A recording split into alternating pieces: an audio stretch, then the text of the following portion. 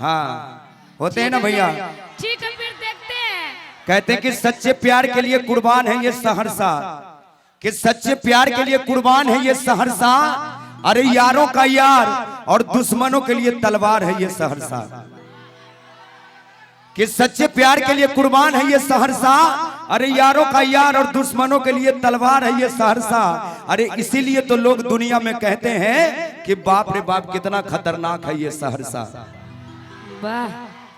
जानते हैं ना, दिल्ली की दवा और सहरसा की हवा एक बराबर काम करती है। एक बार आप उधर से जयकारा लगवाइए, उसके बाद देखिएगा असली सहरसा का जयकारा क्या होता है। एक बार उधर से लगवाइए। इतना खतरनाक तो शायरी बोले हैं, लेकिन है ये 4 लोग बोला वो ना ना ऐसा कोनो बात नहीं है ना, चूंकि ये महफिल है अखाड़ा नहीं, और किसी ने आज तक सहरसा के नौजवानों को ललकारा नहीं। यह महफिल है अखाड़ा नहीं, और किसी ने आज तक सहरसा के नौजवानों को ललकारा नहीं। अरे सहरसा के नौजवानों ने जहां भी अपना झंडा गाड़ा है, किसी ने आज तक उखाड़ा नहीं। एक बार उधर से लगवाइए। इलाका किसी का भी हो, धमाका हम मर्दों का ही होगा। Ladies first. अच्छा देखते हैं, एक बार उधर से बुलवा दीजिए। आइए मेरी माताएं बहनें, जितने लोग एक बार हाथ उठा लीजिएगा सभी लोग। जितने नहीं, आपकी महिलाएं थोड़ी कम है लेकिन उनमें दम है। ज्यादा खुश होने की बात नहीं, पहले पूरी बात सुनिए। नहीं नहीं नहीं, अब रहने दीजिए। आपकी महिलाएं थोड़ी कम है। हेलो, हम बोल लेंगे। आप साइलेंट रहिए, हम अपने माताएं बहनों के लिए बोल लेंगे। अच्छा हम समझ हाथ गए। उठाइए एक बार सभी लोग। उठा लीजिए ना तो भगवान इनको उठाएंगे। दिखाई नहीं दे रहा, कोई बात नहीं है। इंसान को उठाने से अच्छा है कि भगवान उठा ले। हाँ। सही है ना? उठा दीजिए। हाथ उठाइए मेरी माताएं बहनें। वाह। बस सच्चे दरबार की चाय मिलेगा, कमेटी से आग्रह की चाय बंटवा दीजिए। इधर भी कुछ लोग महिलाएं बनने के लिए थोड़ा सा व्याकुल है। जयकारा सुननी है ना, इधर आइए आप। इधर लाइट है, इधर कैमरा, अब होगा एक्शन। कम नहीं है, कहना है कि बड़े बड़े चट्टानों की रवानी बन सकती है, बड़े बड़े दरिया की कहानी बन सकती है। पूरी बात बोलिए। कि बड़े बड़े चट्टानों की रवानी बन सकती है, बड़े बड़े दरिया की कहानी बन सकती है। अगर जो जीत पे आ जाए मेरी माताएं बहनें, तो झांसी की रानी बन सकती है। अच्छा ये सब झांसी की रानी है, झांसी की रानी है। तो ये पूरा गांव महाराणा प्रताप है, सिर्फ तलवार घर पे छूट गया। आप जयकारा सुनिए भैया। मैं सुनना चाहूंगी। चाचा मोहल्ला में हमरो इज्जत है, एक बार उठा दीजिए दोनों हाथ। देखिए ये गोरखपुर तक आवाज आएगी कि बोलिए बाबा भोलेनाथ की। ये होता है जयकारा। अब गाइए। अब गाए। हाँ एक बार हम भी लगा ले, एक बार हम भी लगवाएं। लगवाई है लेकिन सुन लीजिए, जिनको तिनका नसीब नहीं वो जन्नत का ठिकाना ढूंढ लिया, कि जिनको तिनका नसीब नहीं वो जन्नत का ठिकाना ढूंढ लिया। अरे जीत नहीं सकी तो हारने का बहाना ढूंढ लिया। लगवाई है। ऐसा है। हाँ बोल सच्चे दरबार की। बोलिए बाबा भोलेनाथ की। अच्छा ऐसा क्यों? ऐसा क्यों? ऐसा इसलिए कि मत छेड़िए, हम मर्दों को लड़ना मुश्किल होगा। कि मत छेड़िए, हम मर्दों को लड़ना मुश्किल होगा। अरे वरना लिख देंगे ऐसा इतिहास कि नीलम जी पढ़ना मुश्किल होगा। ये सहरसा के नौजवान है, गाइए। हेलो, देखते हैं कि कितना लोग लिखते हैं, पढ़ना मुश्किल होता है। हाँ सही है ना? चलिए आइए नीलम जी, एक गाना आपके आवाज में बड़ा ही अच्छा लगता है। कौन सा? वो कहा है सखी पियवा दुलारे। हम वही गए, सखी पियवा दुलारे गए। हो जाए। खास करके हमारे शुभम भैया इधर हैं। अच्छा शुभम भैया, आपको भी पैसा दिए हैं, विक्रम जी को भी, अभी तक हमको नहीं दिए, लेकिन अब लगता है कि हमको भी देंगे। वाह, एक बार जोरदार ताली भैया के लिए हो जाए। इसका भोकर उठाइए ना। चलिए आइए अब यहाँ से हाँ लोकगीत हो जाए। हेलो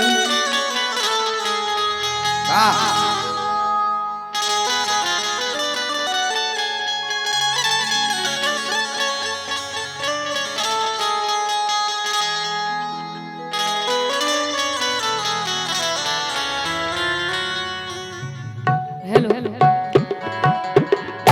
अब आइए, आप लोग का आदेश का पालन करते हुए सीधे सीधे भोजपुरी की तरफ चल जाता है। लेकिन आइए गीत के भाव, एगो बड़ा निमन गीत फेसबुक पर यूट्यूब पर हर जगह वायरल करता है। लेकिन मैं 2 लाइन आप लोगों के लिए कहना चाहूंगी। कहना है कि ए खुदा अपनी अदालत में मेरी ये जमानत रखना, कि ए खुदा अपनी अदालत में मेरी ये जमानत रखना।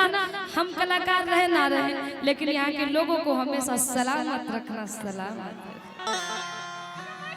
औरत के भाव गीत के कहे बगा कि हम तार गई हो सुनर बार पैनी हो, कि अपना राजाओं के प्यार में संवार गई हो, कि एक खुशी रहे लगा रे सखी पियावा दुलारे, आए हाय रे सखी पियावा दुलारे, आए हाय रे सखी पियावा दुलारे। इतना निमन सैया मिलल बड़ा कि क्या बताई, हमरा के इतना माने ले। और का तरीका कि हम तार गई हो सुनर बार पैनी हो, कि अपना राजाओं के प्यार में संवार गई हो, कि एक खुशी रहे लगा रे सखी पियावा दुलारे, आय हाय रे सखी पियावा दुलारे, आय हाय रे सखी पियावा दुलारे, आय हाय रे सखी पियावा दुलारे, आय हाय रे सखी पियावा दुलारे। हम तार गई हो सुनर बार पैनी हो, अपना राजाओं के प्यार में संवार गई हो, हम तार गई हो सुनर बार पैनी हो, अपना राजाओं के प्यार में संवार गई हो। एक खुशी रहे लगा रे सखी पियावा दुलारे, आय हाय रे सखी पियावा दुलारे, आय हाय रे सखी पियावा दुलारे, आय हाय रे सखी पियावा दुलारे।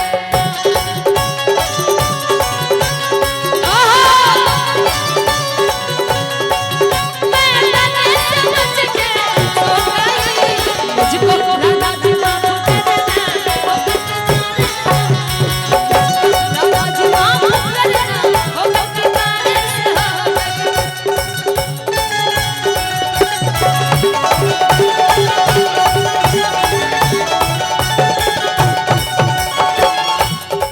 और आगे कहा तरीका, ऐसन पति मिले मुश्किल से, तेरे माता सखी हो बड़ा दिल से।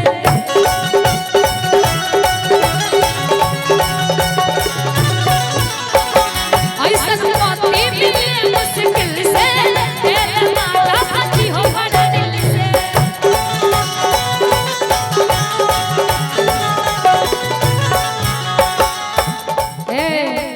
औरत के भावा आइए ना।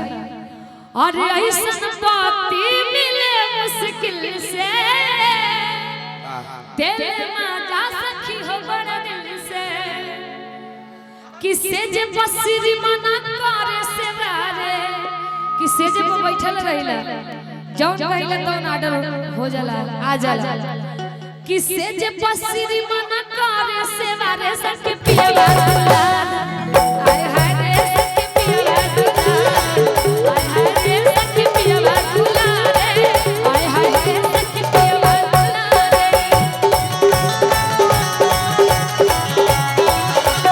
ओहा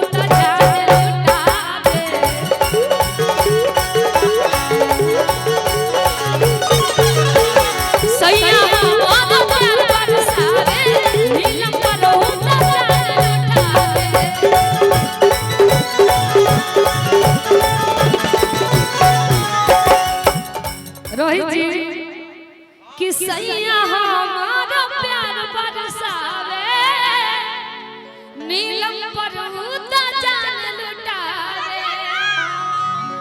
आगे के लाइन में प्यार मोहब्बत में सब चलेला। बाबू सोना जान का बाबू सोना कि जान कही के हमके पुकारे आ जान कही के हमके पुकारे। बाप रे अच्छा ये जानू का लगे। अच्छा ये गाना सुनो आशीर्वाद है कि जानू कही के हमके पुकारे सच प्यार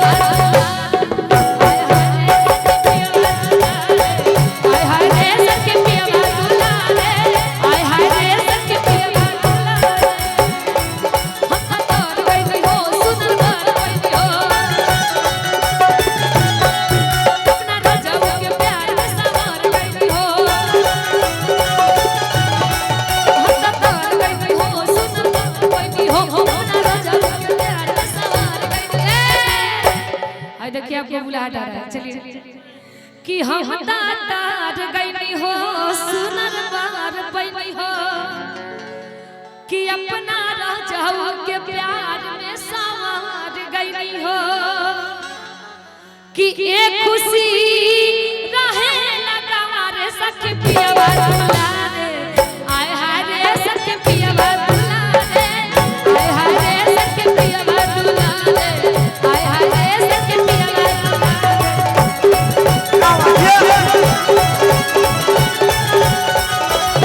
हाय हाय रे सखी पियावा दुलारे हाय हाय रे सखी पियावा दुलारे हाय हाय रे सखी पियावा दुलारे हाय हाय रे सखी पियावा दुलारे। और चलिए बहुत बहुत शुक्रिया नीलम जी को। हम लोग फिर से आपको सुनेंगे।